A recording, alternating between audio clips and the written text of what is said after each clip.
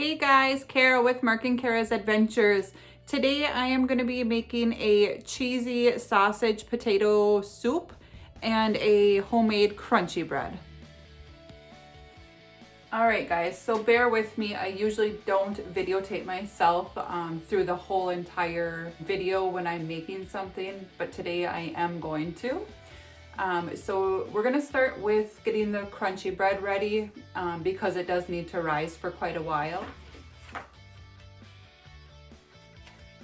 All right, we are going to start with 3 cups of warm water.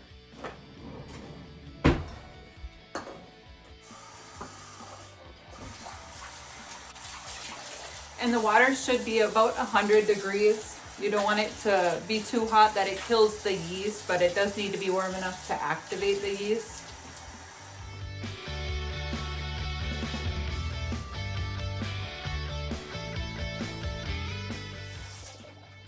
And then we're going to do 2 tablespoons of active dry yeast.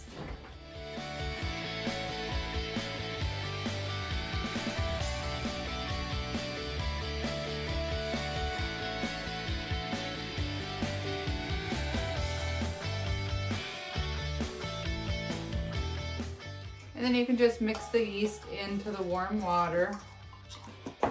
And then we'll let that sit about 5 minutes. You want it to kind of dissolve. It gets kind of frothy and bubbly on the top. That's when you know you can go ahead and add the flour.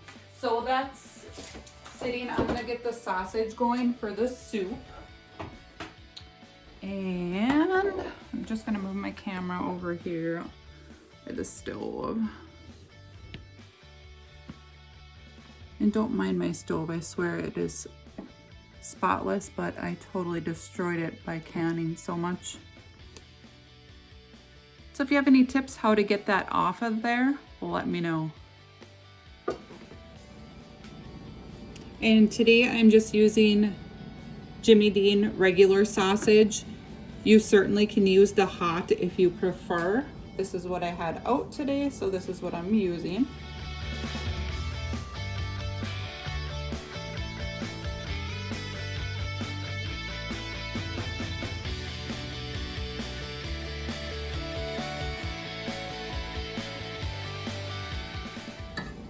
I forgot to cut up an onion, so I'm gonna come back over here and cut up an onion quick because I do want to add that in with the meat.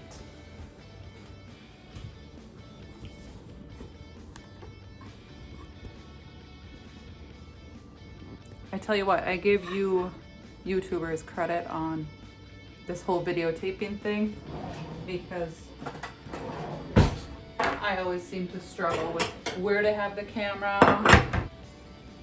I know the more you do it, the easier it gets. All right, I'm just cutting up that onion.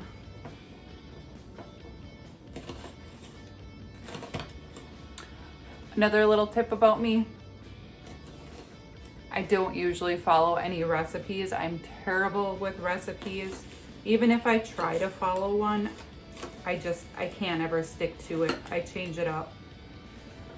But that's part of the fun. Okay, I went ahead and I added the onions to the meat.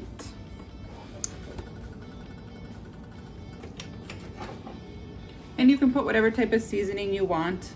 I'm gonna do onion and garlic powder and then salt and pepper.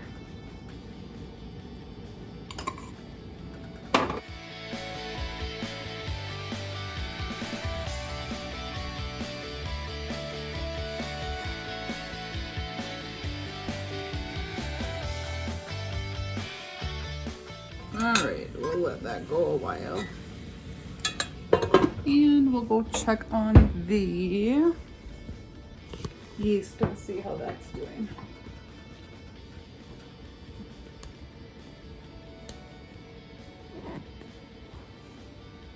So the yeast is starting to activate now, so I just want to give it a couple more minutes before I add the flour.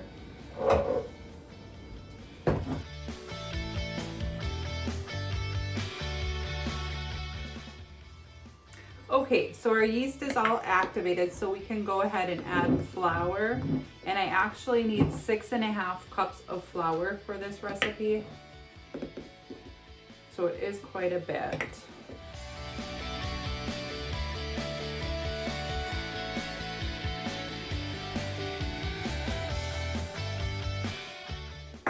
All right. And then we need 1.5 tablespoons of salt.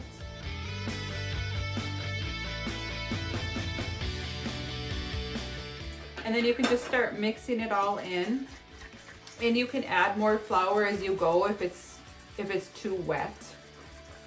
I start off by mixing it with my fork, and then you'll have to use your hands after. And I guess I forgot that I usually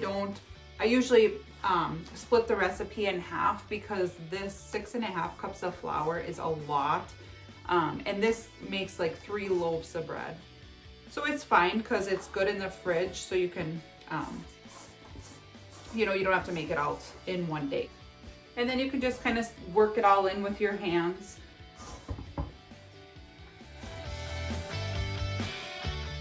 And I think it's gonna be just right. I don't think we're gonna need any more flour.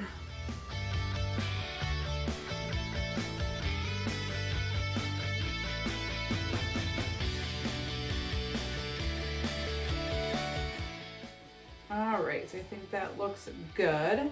And now we're gonna leave this at room temperature for 2 hours. We're gonna cover it up and leave it for 2 hours, and then I'll show you the next steps after that. I will show you what it looks like.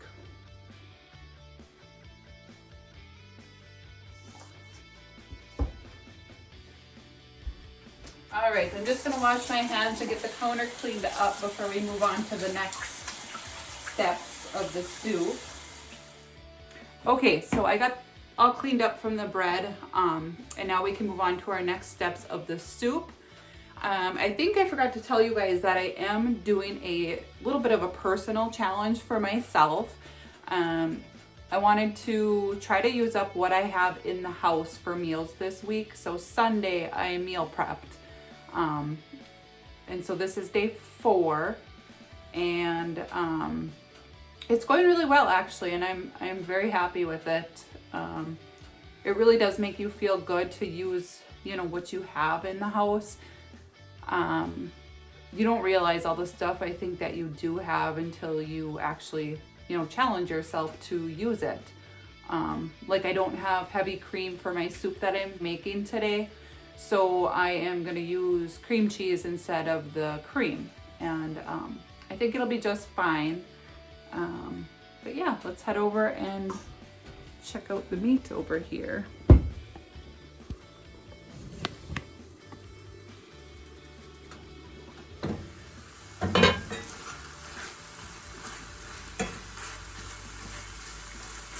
Just about done, it looks like. And it'll cook a little bit longer once we get it in the broth and everything too, so. All right.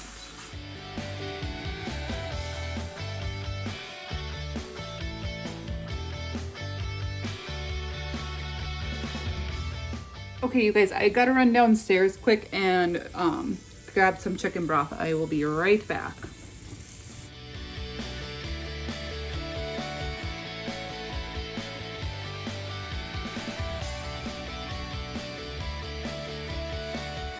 I am lucky enough to have parents who raise chickens, so every year when they butcher them, they give us a couple, and then I can make my own bone broth, which is really nice. And then, like I said, usually you want to use half and half or creamer of some sort, but I don't have any, so I am going to be using a block of cream cheese. Personally, I think you can't go wrong with cream cheese in anything. And we'll just let that kind of melt in and keep checking on it.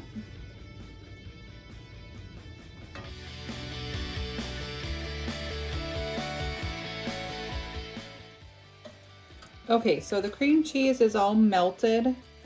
Now you can go ahead and add in some cheddar cheese. I would say probably like a cup or so. And then I'm also gonna add in, I don't have actual potatoes that I'm using today. I have some leftover hash browns that I had from breakfast over the weekend. And like I said, I'm doing a challenge, basically for myself. And so I wanna use up what I have out or what I have in the house. And hash browns are what I have. So I'm gonna add those in.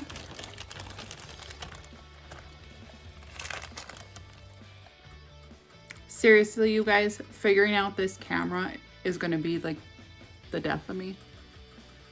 I just can't get it right ever.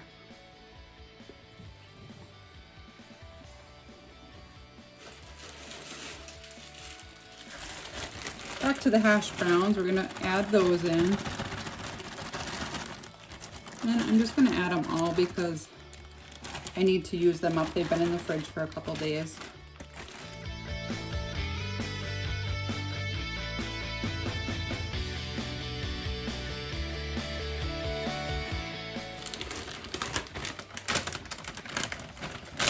And then we'll add just a cup of cheddar cheese, like I said.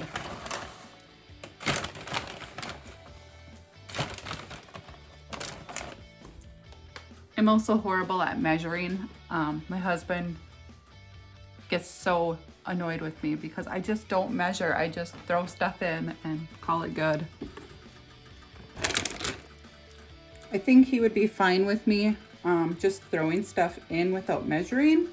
But when it's something that's like really good, then he always gets upset because I don't know the exact recipe I used and whatnot. So, all right. You know what? I am gonna add in a little bit more of a spice because I didn't use the hot Jimmy Dean, which I usually do use the hot Jimmy Dean sausage. So I'm gonna add in some paprika.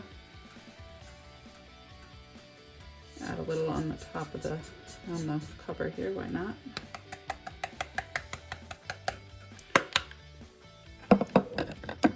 And then I'm gonna do just a little bit more pepper as well.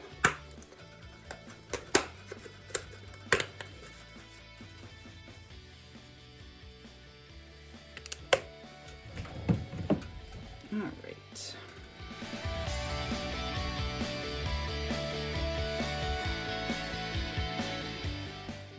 And then just put the cover on and let all the cheese melt. I'm just gonna turn it to low now. Whoa, see, there you go. Are you guys sick yet? Okay, yes, I'm gonna let it sit on the stove for probably about 3 hours. We're gonna let the bread go about another hour, and then I have to chill it in the fridge for about 30 minutes before I get my loaf going. So we'll catch you back when I'm ready to do the bread. Just an update, the soup is looking super good. Nice and creamy, just how I like it. And then I want to show you the dough has about another half hour to go, but it's rising very nicely. Okay, you guys, so the dough is all ready and it looks awesome. It's stuck a little bit to my saran wrap, that's why it looks like it does, but that's totally fine. So what you're gonna wanna do is, they say about a grapefruit size loaf is perfect. And make sure you flour your bowl really good that you're gonna let your dough rise in. And then just grab however much dough you want. It looks so good. Okay, and then I'm gonna actually take a little bit more. And then you want to form it into a ball. I'm just trying to get a little bit of flour on there so it's not quite so sticky. Okay. And then you want to just pull it all the way around. Perfect. And then you can go ahead and set it in your bowl. And we're gonna let that rise for another 40 minutes. And then just keep the bowl of your leftover dough in the fridge. And like I said, you can use that like 1, 2, 3 days even after. You'll have yourself a loaf of bread for a couple meals then. Just make sure that you do keep it covered or it will get dried out in the fridge.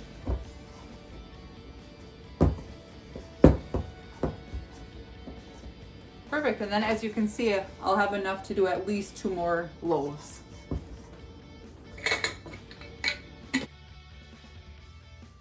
Okay, so my bread has been rising for about 40 minutes. And I'm gonna go ahead, I'm gonna transfer it to my cast iron pan. I really like to use my cast iron pot for the crunchy bread, but I have my soup in there right now, so I will make the pan work.